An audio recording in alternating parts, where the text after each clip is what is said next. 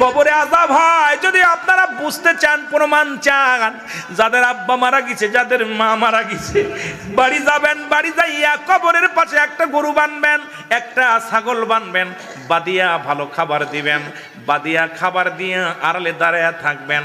দেখবেন ওই পশুটা ছুটাছুটি করবে, ওই পশুটা চোখ দিয়ে পানি দর দর করে ছেড়ে দিবে, ওই পশুটা দড়ি ছিঁড়াছিঁড়ি করবে। আপনার বাবার কবরে আযাব হচ্ছে। একমাত্র দানব এবং মানব কাল্লা বুঝতে দেয় নাই। কবরের শিক্ষার যদি দুনিয়ার মানুষ জানতো, শুনতো, এই দুনিয়ার জিন্দেগির মানুষগুলো হাট পেল করে মারা যেত। মুসলমান শুনে নাও, এই জন্য এই জিন্দেগি কার জন্য তুমি অন্যায় অপরাধ করো, কার জন্য তুমি অন্যায় জুলুম করো, কার জন্য কেউ তোমার নয়, কেউ তোমার নয়। আমার ভাইরা, আমার বন্ধুরা, আমি আপনাদের কাছে করজোড়ে একটা দাবি করে যাই, এই দুনিয়ার সম্পদ খাবে লোকে, তোমার বডি খাবে পোকে।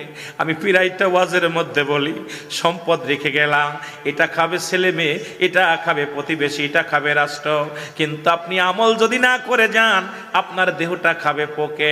এই দুনিয়ার সম্পদ খাবে লোকে, তোমার দেহটা খাবে পোকে। এই দেহটা যেন পোকে না খাই।